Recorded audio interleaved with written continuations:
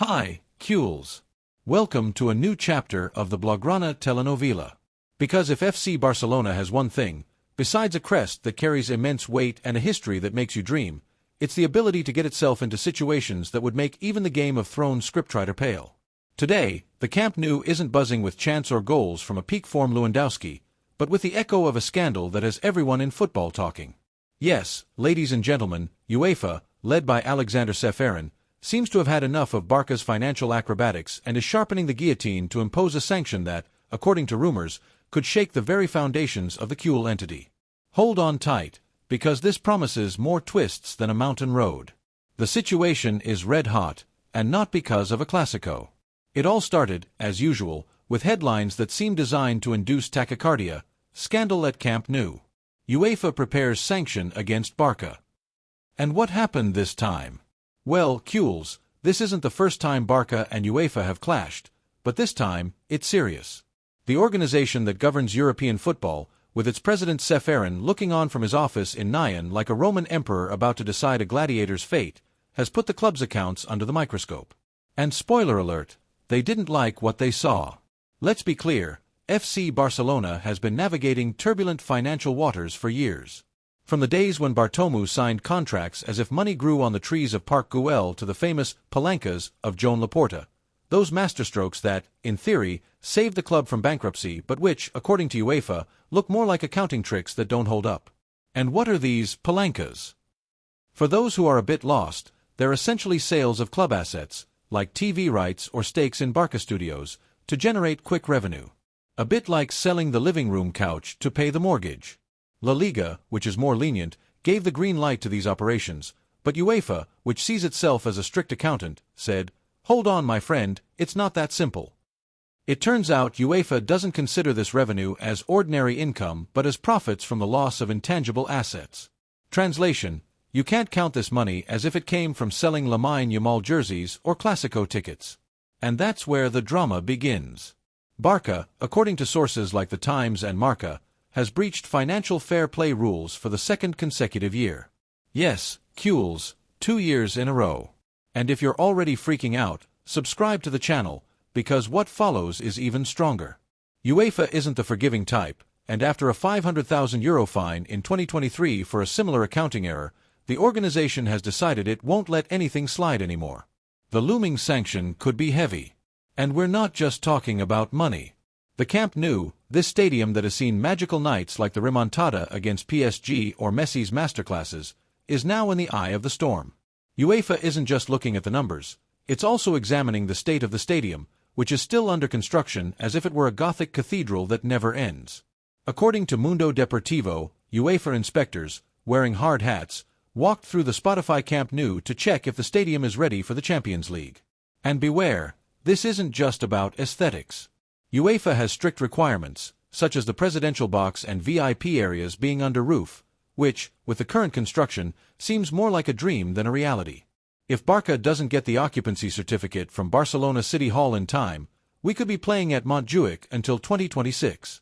And Cules, that's like trading a filet mignon for a fast food burger. But let's get back to the sanction, because that's where things get juicy. UEFA, after analyzing the financial statements for 2023 and 2024, concluded that Barca exceeded the allowed deficit under financial fair play rules. And what does that mean? That the club spent more than it earned, and not precisely to sign Mbappé. According to Marca and Sport, Barca reached a settlement agreement with UEFA that includes a €60 million fine, of which €15 million is unconditional and the rest is conditional on the club regularizing its accounts over the next 2 years. But beware, it's not just about shelling out cash. The sanction could also include sporting limitations, such as reducing the number of players Barca can register in the Champions League, or, in the worst-case scenario, a points deduction in the competition. Imagine Hansi Flick looking at the Champions League standings with a "what did I do to deserve this?" face. And here's one of the most surreal parts of the affair: the Negreira case. Yes, Cules, that ghost that still haunts the Camp Nou like the spirit of a resentful referee. A few years ago, UEFA opened an investigation into Barca's payments to José María Enríquez Negreira, vice president of the Technical Committee of Referees. €7 million between 2001 and 2018. According to the club's justification, These were payments for technical advice, but UEFA, not fooled, suspected these payments might have been an attempt to influence refereeing. Although the club categorically denied it, the reputational damage was already done.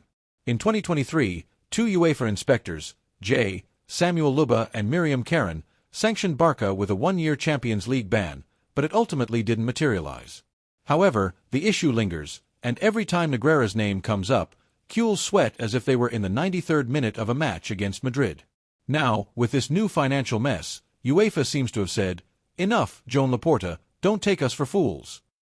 The Cules president, who has more charisma than a stand-up comedian in a Gracia bar, tried to smooth things over with his diplomacy. According to Mundo Deportivo, Laporta met with Ceferin before the Nations League final to negotiate and avoid a harsher sanction. And listen, something must have worked, because he managed to reduce the initial €60 million fine to €15 million, on the condition that Barça complies with financial fair play in the coming years. But come on, it's like promising your mom you'll clean your room. It sounds good, but everyone knows it's easier said than done. To make matters worse, Barça isn't the only club in the dock. Other teams like Chelsea, Aston Villa, Porto, Lyon, and Hajduk Split have also received sanctions for failing to comply with financial fair play rules. But of course, because Barça is Barça, the spotlight is always on us. It's like when you get caught cheating on a test. Even if everyone's doing it, the teacher always points at you. And speaking of spotlights, if you want to follow all these Blaugrana intrigues, subscribe to the channel, because you won't see this in just any news broadcast. Now, let's get serious for a moment. What does all this mean for Barça's future? Because let's be honest, Cules, we're used to suffering, but we're also used to dreaming. This team has pulled through far worse crises, like when it seemed we were heading for the second division, or when Messi left for PSG and we all cried as if the love of our lives had left us. The UEFA sanction, while painful, isn't the end of the world. The club is already working on a plan to regularize its accounts, and Laporta, with his eternal optimism, assures us that Barça will once again become an economic and sporting benchmark. But of course, for that to happen, it will take more than good intentions. The Camp Nou's construction needs to move forward, revenue from ticket sales and sponsors needs to increase, and the team needs to keep winning titles to maintain its prestige. Let's talk about the Camp Nou. Because it's another soap opera within the soap opera. The stadium, which should be the pride of all Cules, is in a kind of limbo. Construction is moving at a snail's pace, and while the club is doing everything it can to have it ready for the Champions League, UEFA isn't exactly convinced. According to Sport, Barça needs the occupancy certificate from the City Hall to open the stadium, even partially, with an initial capacity of 27,000 spectators. But of course, UEFA demands that the VIP and press areas be in optimal condition, and with the stands half built, it's like asking a chef to prepare a gourmet dish with half an onion and a soft tomato. If this isn't achieved, the team could continue playing at Montjuic, a stadium that, with all due respect, doesn't have half the soul of the Camp Nou. And then there's the sporting question, because at the end of the day, what matters to us Cules is seeing the team play, win, and bring us joy. Hansi Flick, that German who looks like a strict but fair teacher, arrived on the bench with the mission of bringing Barça back to the top, and so far, he's not doing badly. The team plays with bite. The youngsters like LAMINE, YAMAL and GAVI are stepping up, and LEWANDOWSKI seems to have found the fountain of youth. But a sporting sanction, like limiting the number of registered players or losing points, could be a hard blow. Imagine starting the Champions League with fewer points than the opponent or having to leave stars like PEDRI or De Jong out due to bureaucratic issues. It would be like going to war with a slingshot. But it's not all doom and gloom, Cules. Barça has an ace up its sleeve: its supporters. You, the ones who fill the stadium, who sing the Barça anthem even when we're losing, are the true engine of the club. And while UEFA puts obstacles in our way, no one can take away Barça's history, pride, and ability to reinvent itself. Laporta, with his flaws and virtues, has proven he knows how to negotiate, and the club is working against the clock to meet UEFA's demands. Plus, the 2-year settlement agreement gives some wiggle room, as long as the club doesn't stumble over the same stone again. On the other hand, we can't forget the context. UEFA isn't targeting Barça out of sheer spite. Financial fair play is a tool to ensure the sustainability of clubs, and while it sometimes feels like they're singling us out, the truth is that other giants like Manchester City or PSG have also had to answer to them. The difference is that Barça, with its socio-owned club structure, can't rely on capital injections like the others. According to Laporta, this is a disadvantage that UEFA should take into account, and it seems Ceferin, at least, has listened. But of course, listening isn't the same as giving in, and UEFA isn't going to hand out any favors. Meanwhile, social media is on fire. Cules are debating, Madridistas are laughing, and memes about the Palancas and the Negreira case are flooding X, formerly Twitter. Some say Barça is paying for years of poor management, while others claim UEFA has a personal vendetta against the club. The truth, as always, lies somewhere in between. What's clear is that Barça needs to straighten things out, not just on the pitch, but also in the offices, because what's the point of having a team that plays like angels if the accounts aren't balanced? In summary, Cules, Barça is in the eye of the storm, but it's neither the first nor the last time. The UEFA sanction, with its millions of euros and possible sporting consequences, is a hard blow, but not a fatal one. The club has 2 years to get its accounts in order, and with a bit of luck and a lot of management, the Camp Nou could once again roar like in the good old days. In the meantime, let's keep the faith, support the team, and why not, continue enjoying these roller coasters that Barça puts us through. And if you want to follow every chapter of this Blaugrana telenovela, subscribe to the channel, because this is only the beginning. Cules, we're still in the same storm, with the Camp Nou as the epicenter of a hurricane that shows no sign of letting up. UEFA, with Alexander Ceferin sitting on his throne in Nyan as if he were a merciless judge, has FC Barcelona in its sights, and the atmosphere is more charged than a locker room before a derby. But don't worry, here, we don't give up so easily. Let's dive into the juiciest details of this saga, because if Barça has one thing, besides a style of play that makes you dream, it's a unique ability to stay at the center of the conversation, for better or for worse. Hold on tight, because we're going to unravel what's happening behind the curtains of this scandal, without losing sight of the Blaugrana passion. Let's start with the heart of the financial problem, where UEFA has sunk its claws.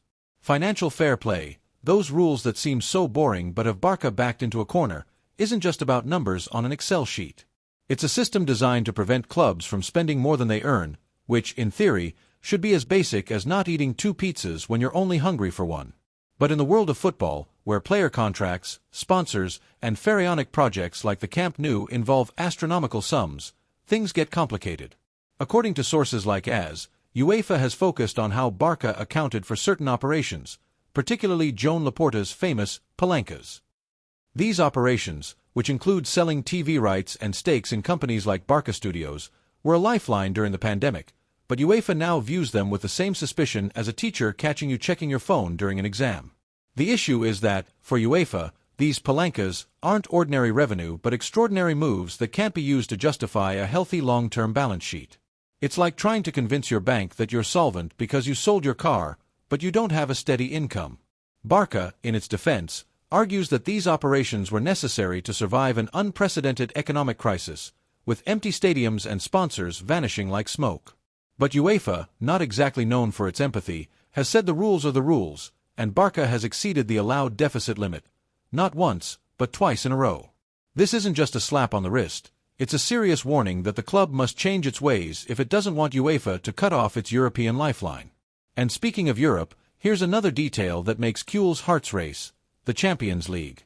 The crown jewel competition, which has given us unforgettable nights like Rome in 2009 or Berlin in 2015, could become a minefield for Barça. The looming sanction isn't just about money. According to The Guardian and Sport, UEFA is considering sporting measures like limiting the number of players the club can register in the competition.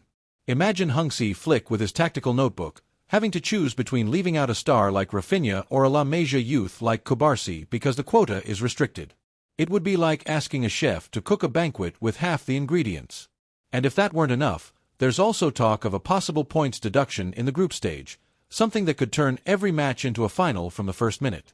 But not everything is as bleak as it seems. Barça, with Laporta at the forefront, hasn't been sitting idle. The president, who has more experience than a Hollywood actor, made a move to calm the waters. According to Mundo Deportivo, in addition to the meeting with Ceferin before the Nations League final, the club sent a team of lawyers and financial experts to Nyan to negotiate the terms of the settlement agreement. This agreement, which includes a €15 million unconditional fine and another €45 million in conditional fines, is a kind of goodwill gesture toward UEFA. If Barça manages to straighten out its accounts in the next 2 years, those 45 million euros could remain an empty threat. But if the club stumbles again, the bill could be even steeper. And Kules, if you love this intrigue that seems straight out of a Netflix series, subscribe to the channel, because what's coming promises more twists than a match against Bayern. Now, let's talk about the Camp Nou, because this stadium is much more than a pile of cement and steel. It's the heart of Barcelonism. The construction, which began with the idea of transforming the stadium into a futuristic temple, has given more headaches than a hangover after a night of partying. According to La Vanguardia, the project, partially financed by Goldman Sachs and other investors, is budgeted at over 1.5 billion euros, a sum that would make any accountant tremble. But the problem isn't just the money, the timeline is another headache. UEFA demands that the stadium meet strict standards for the Champions League, such as having functional VIP areas, secure access, and a minimum capacity. With construction moving slower than expected, Barça has requested to open the stadium partially by November 2025 with an initial capacity of 27,000 spectators. But Barcelona's City Hall, which isn't joking around, hasn't yet given the green light. And without this occupancy certificate, the team could continue playing at Montjuic, a stadium that, for all the love we have for it, doesn't carry the same magic as our home. And here's another detail few mention: the impact on the supporters. Because, at the end of the day, football is for you, the Kules, who fill the stands, travel far to see a match, and shout until you lose your voice. Playing at Montjuic isn't just a logistical issue, it's a blow to the heart of the club. The Camp Nou isn't just a stadium, it's a symbol, a place where generations of Kules have experienced unforgettable moments. From Ronaldinho's goals that made the whole stadium stand up to Iniesta's tears of joy when he lifted the Champions League trophy, that's sacred turf. And now, with the possibility of not returning until 2026, many supporters wonder if the club is prioritizing finances over passion. But don't worry, Barça always finds a way out, even if it's with more drama than a telenovela. Another aspect that's generating a lot of talk is the Negreira case, which lingers like a splinter you can't remove. Although UEFA hasn't directly linked this scandal to the current sanction, the issue still looms like a bad omen. According to El País, the investigation into the payments to José María Enríquez Negreira is in the hands of the Spanish justice system, but UEFA hasn't completely ruled out additional sanctions if serious irregularities are proven. The club, for its part, insists that the payments were for legitimate services like technical reports, but doubt persists. And in football, where perception is as important as reality, this doesn't help Barca's image. Every time the subject resurfaces, rivals take the opportunity to throw jabs, and on social media, the memes show no mercy. But Kules, let's not let this distract us. Barça is bigger than any controversy. And speaking of social media, the topic of the sanction has sparked a war on X that not even the most intense clásicos could match. Kules are defending the club tooth and nail, arguing that UEFA is being too harsh and doesn't take into account Barca's unique structure as a socio-owned club. The Madridistas, on the other hand, never miss an opportunity to throw jabs with comments like, "Barca pays referees and now fines, what a surprise." But beyond the noise, there's an interesting debate. Is it fair for UEFA to apply the same rules to clubs with such different models? Barca can't rely on a sheik or an investment fund to bail it out, like others do. Laporta has insisted on this point, and according to Sport, he has proposed that UEFA revise its rules to account for these differences. But of course, convincing Ceferin to change the rules is like asking a referee to cancel a penalty in the 90th minute. Mission nearly impossible. Meanwhile, Hansi Flick continues to work as if none of this were happening. The German, who arrived with the mission of bringing Barca back to the top, proves he knows how to handle pressure. According to Mundo Deportivo, the team is responding well to his methods, with a more vertical and aggressive style of play that recalls the club's best moments. Players like PEDRI, who is rediscovering his magic, or Rafinha, who seems to have found his place, are proof that Barca still has plenty left in the tank. But the uncertainty over sporting sanctions looms like a dark cloud over the pitch. If UEFA decides to limit registrations or impose a points deduction, the dream of becoming kings of Europe again could become more complicated. And Kules, that would be a hard blow, but not a definitive one, because this club always finds a way to rise again. In summary, Barca is at a crossroads, but it's neither the first nor the last time. UEFA, with its magnifying glass and regulations, has us in its sights, but Kules know our club is bigger than any sanction. The Camp Nou's construction, the debts, the rumors of sales, all of this represents challenges, but also opportunities to show what we're made of. So, while Ceferin takes notes and the auditors crunch the numbers, we continue to dream of a Barça that returns to the top, with the Camp Nou full and the crest shining under the spotlights. Because being a Cule is about believing, fighting, and, above all, never giving up. Visca el Barça, now and always. Cules, we're still in the same storm, with the Camp Nou as the epicenter of a hurricane that shows no sign of letting up. UEFA, with Alexander Ceferin sitting on his throne in Nyon like an unrelenting judge, has FC Barcelona in its crosshairs, and the atmosphere is more charged than a locker room before a derby. But as good Cules, we don't let ourselves get knocked down so easily. Let's dive into more details of this mess, exploring the inner workings of a scandal that has more layers than an onion and, like any good Blaugrana story, mixes drama, passion, and a touch of surrealism that makes us want to laugh and cry at the same time. Let's start with the financial issue, because that's where UEFA has set its hawk-like gaze. Financial fair play, that regulation that seems designed to ruin the lives of clubs with more ambition than liquidity, puts Barça in a delicate position. Beyond the famous palancas that have already spilled so much ink, there are other financial aspects under Nyon's microscope. According to El Confidential, UEFA is meticulously examining the club's sponsorship contracts, particularly the agreements with giants like Spotify and Nike. These contracts, which generate hundreds of millions of euros, are vital for Barça, but UEFA wants to ensure there's no cheating or sleight of hand. For example, there are whispers that some of these agreements include clauses for advance payments or bonuses that could be considered inflated to manipulate the accounts. It's like telling your boss to pay you your entire year's salary up front to buy a car, then swearing everything is in order. UEFA, with its army of auditors, isn't fooled and is demanding invoices, emails, and even coffee receipts to verify every penny. Another hot topic is the club's historical debt, which remains the elephant in the room.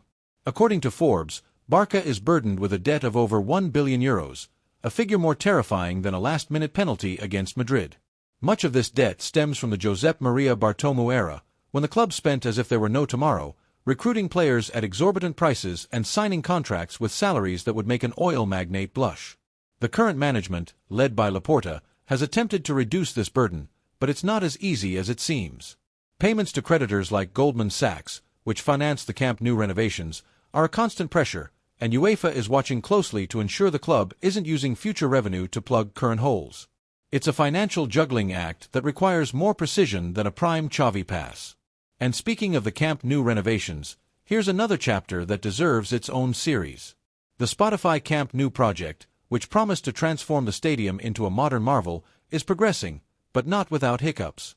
According to ERA, construction delays are partly due to logistical issues, like the difficulty of coordinating hundreds of workers in a space that remains a chaos of scaffolding and cement mixers. But there's also the issue of permits, which is giving everyone headaches. Barcelona City Hall, which has the final say on the partial opening of the stadium, demands strict compliance with safety and accessibility standards. For example, emergency exits must be perfectly marked, and the press and VIP areas, which are key to the club's revenue, must be 100% operational. UEFA, which isn't satisfied with promises, has sent inspectors who have walked through the stadium with poker faces, taking note